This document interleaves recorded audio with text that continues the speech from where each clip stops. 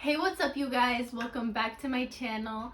Today I wanted to do a little bit of a different kind of video. I don't think I've done like a sit down and talk with me video in I don't know how long, but today I wanted to share the books that I genuinely feel like have helped me with my spiritual journey, with awakening my consciousness and just having a whole spiritual awakening. So I actually brought out my list and I have a couple of the books with me today.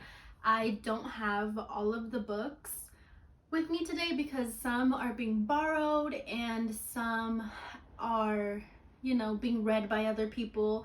And also, when I finish a book, I like to pass it along to someone that's interested in reading the book, because I genuinely believe that when you find good knowledge, a good book, something that really inspires you, it's time to pass it on. Like, we're trying to raise the vibration here on earth and awaken everybody's consciousness. So when you find a book that really speaks to you, recommend it, like pass it along, and if you ever need the book again, go to the library, and you don't have to pay for it. This is how I was able to read a lot of books that I actually don't have with me today because I have been borrowing them through the library. So I made a list, and I think I'm going to go from like easiest to more complex. So the number one book that I am going to share with you guys today is this one. This is The Alchemist by Paulo Coelho.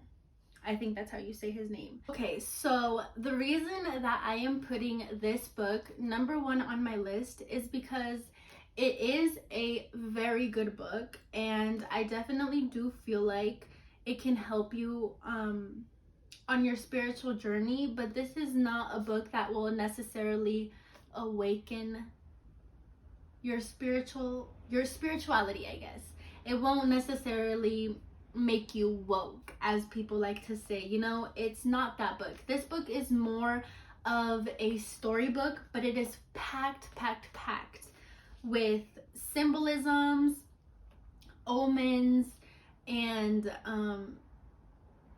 ways that the universe can like send you signs and stuff. But basically, there's a lot of aspects also to this book, so I definitely recommend reading this. It's not a book that I'm trying to deter you away from because it's not my favorite.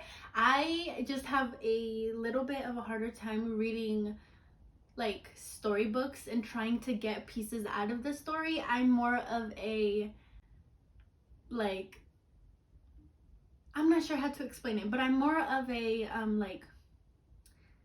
like fact based type of thing, and this is not that. So it's not my cup of tea, but it might be yours. So this book really goes with following your heart and following your intuition, and it really lets you know that the more that you ignore your intuition, the harder it is to follow it and to hear it and to feel your intuition. And it basically just talks a lot about finding happiness in the present moment. A lot of the times when you're working towards a goal, a lot of the time that you spend like working towards that goal is basically like the good part about the goal. You wouldn't feel so accomplished about something if you just went from point A to point B and automatically achieving your goal. The goal is working towards it, like manifesting it, like following your intuition and doing what you got to do to reach those goals. And so yes, this book speaks a lot about that. Not directly, you have to really unpack the story, but yes, it's a really good book. My second recommendation for books will be The Four Agreements. I will put a picture up on the side because I do not have the book with me. Someone is actually borrowing the book from me, and I don't even care to get it back because I definitely got my use out of the book. But whoever has it now, I hope it's doing you good. I actually really enjoyed reading the Four Agreements. It was actually a book that it was actually one of the first books that I started reading when I started learning about my spirituality. I started like searching up like books that would kind of like jumpstart my awakening, because I started, like leaning towards the topic, and I started realizing that my soul was really resonating with the stuff that was being told and being recommended. So a big book that was recommended to me, a big beginner's book, was recommended to me, and ended up being the Four Agreements. So the Four Agreements actually talks about how your words are magic. The good words that you use are magic, and the negative words that you use are considered black magic. And if that interests you, I'm not really gonna go into that topic too much. Go ahead, pick up the book. It's a really good read. It's also super short, so you can get through it in like 2 or 3 days. It's so short. But it basically talks about how you manifest with your words, and how depending on the words that you use, you can really change somebody's perspective on themselves or their perspective on the world. And that is the way that you are able to cast spells upon people with your words, because you can change their whole world, their whole perspective. Ooh, okay. So freaking sorry, my camera turned off. If the lighting changed, if anything changed, I'm so sorry. My camera turned off, so I'm not really sure where I left off. But so I'm pretty sure it cut me right off when I was saying that with your words you can cast spells upon other people, because with your very own words you can warp the mind of whoever you're talking to. So gossiping is probably one of the worst types of black magic that you can use upon other people. So let's take, for example, that when you are gossiping to somebody that doesn't know the third person, for example. So I'm person A, I'm talking to person B, and person B doesn't know person C. So I'm talking to person B and I'm talking about, yeah, person C is so this, so that, just gossiping, talking my shit, and the words that I'm using is making an impression on the mind of person B about person C. So person B will go their whole life thinking this, and that about what I said about person C. So that is the type of magic that you're using onto people.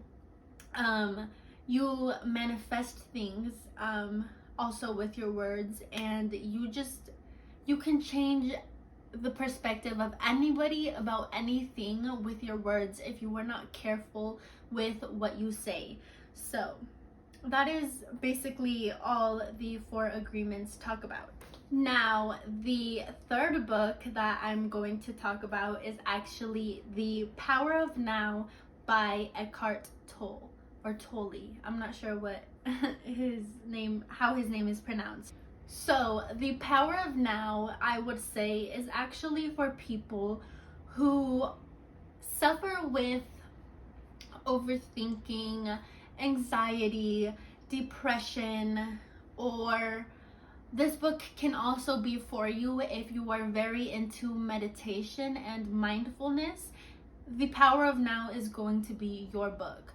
The Power of Now basically talks about how you are not your thoughts, you are the observer of them. And this book just goes very deep into how you are not the experiences that you have, you are not like what you see, you are not anything else other than pure consciousness.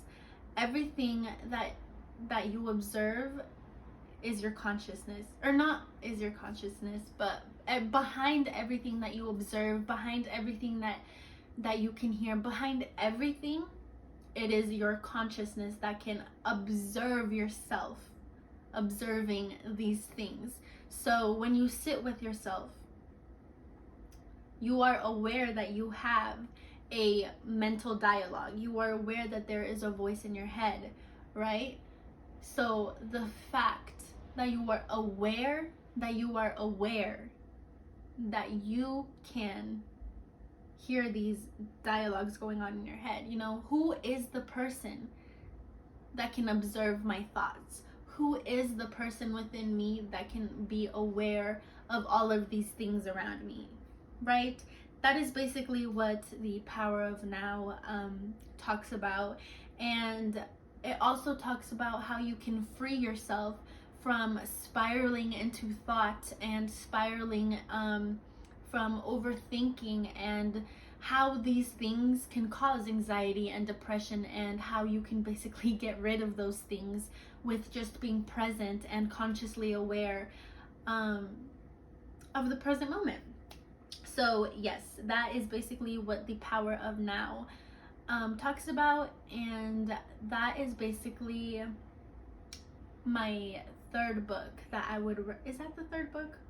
I'm over here like all jumbled up, but yes, out of all the books that I've mentioned, that's the order that I would go in, because The Alchemist is a storybook. I'm pretty sure you can get a lot of that, but get that one out of the way. There's also more books like the ones I've mentioned that can give you a lot more information. So yes, after The Power of Now, I would go and start this book. This book, I am actually borrowing it right now from the library.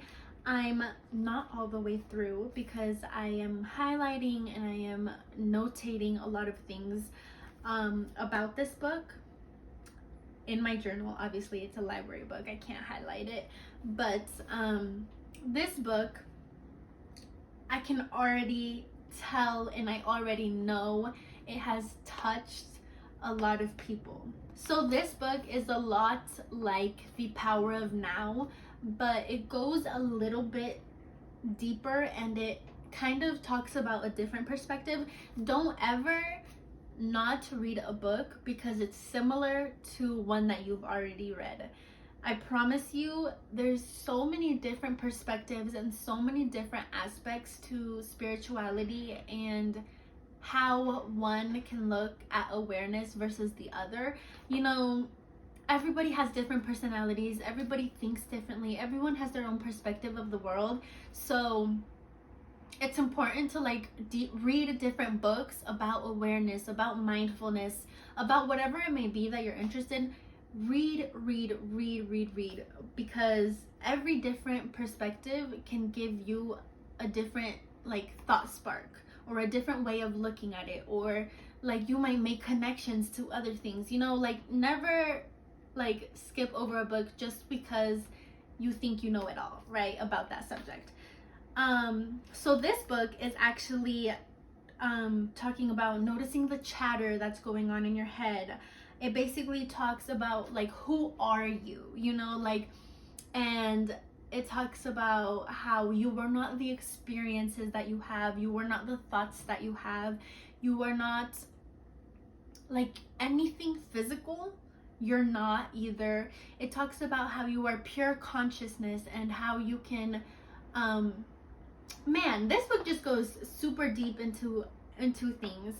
This book also talks about how you will never ever be able to solve anything on the outside that causes disturbance on the inside. So anything that makes you feel tight inside, all the boundaries that you have, if you consciously and all the time consistently like live your life in order to not feel fear, in order to not feel anxiety, that is not a good thing, you guys. It's not a good thing. In the end, it's not a good thing, because instead of building a safe haven for yourself, you are building a cage around you so that when you do go out into the real world, the real world is easy for it to cause disturbances inside and in your mind, instead of just being able to flow through life easily. Because when things outside cause disturbances inside, we have to look inward, and we have to see where that is coming from, so that the next time it happens in the outer world, we can let it we can let it flow through us and continue to live our life. Because at the end of the day, what we try to do is, we know all of our triggers, and we know what might cause a disturbance in us. We know what might cause us to have anxiety, or what might make us cause fear in our heart. We try to go our whole life trying to like curve those, but the world will not conform to your boundaries. The world will not dodge you just because you're trying to dodge it. The more that you dodge life, the more that you resist becoming stronger and resist evolving from those things. So that is basically, well, not basically, that is some of the things that this book touches on, and I would definitely recommend reading this book, even though I'm not even through it all. I already know that this is a good book because I've already learned so much through this book. The next book is one that actually became super popular, especially on TikTok, was this book. This is Becoming Supernatural by Dr. Joe Dispenza. You guys, I got this book for Christmas by my mom, and my mom is not spiritual at all. So I honestly have no idea what sparked her to buy this book. I didn't even hear about this book until my mom actually gifted me this book. I don't know. She's so Catholic too. So I'm not sure like what just sparked her to like buy this and like, you know, project me into my spiritual journey, even though like, I don't know. I'll talk to you guys about that later. But she's just not very with the stuff, I think, because she doesn't know too much about it, and that's my job to teach her. But the fact that she bought me this book and I didn't even know about it, and like it helped me so much on my spiritual journey, I don't know. But the universe was working behind the scenes to definitely get this book in my hands, because I needed this book.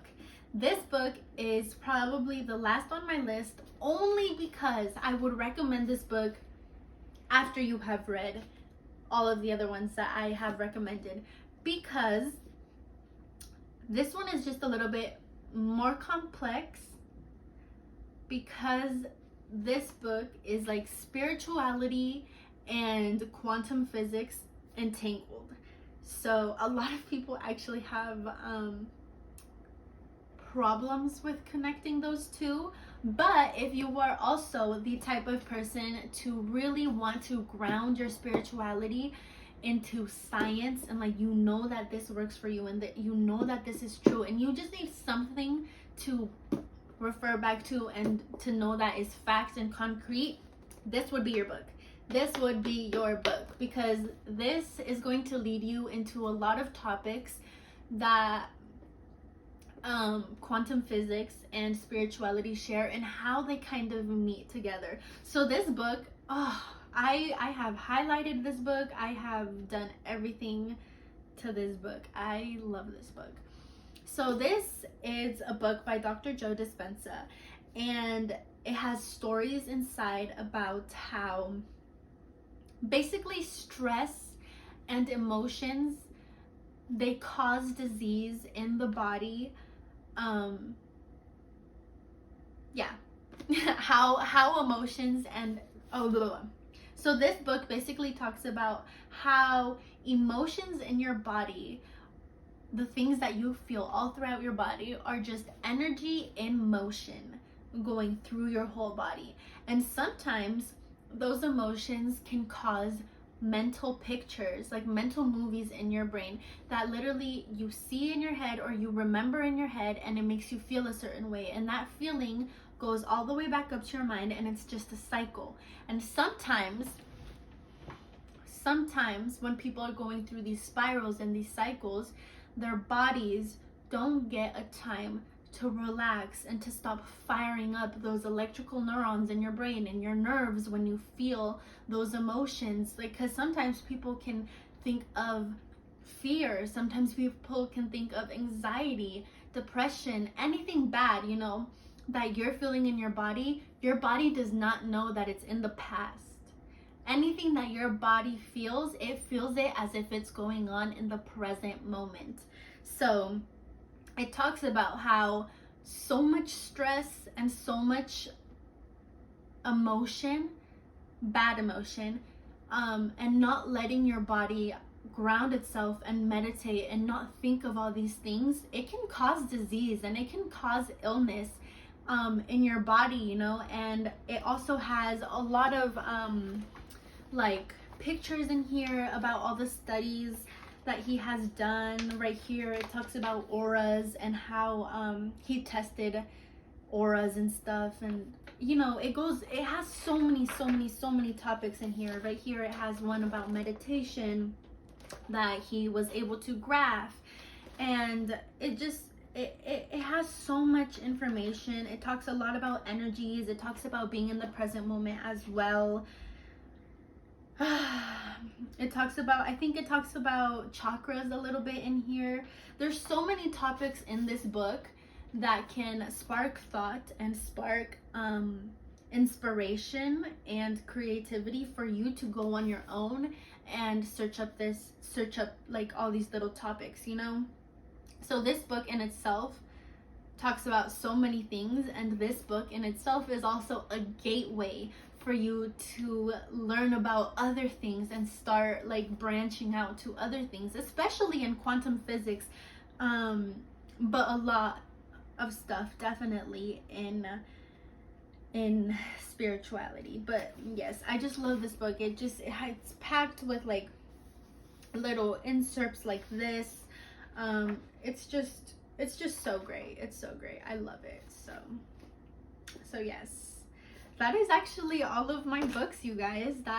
Those are 5 books that helped me evolve, that helped me become woke, that helped my spiritual awakening begin. So yes, I definitely recommend and hope that you take a couple of these books and read them and apply them to your life. They're a little bit more of like the basic spirituality books, but these books work so well to help you get an understanding and to also open you up to looking into more books and looking into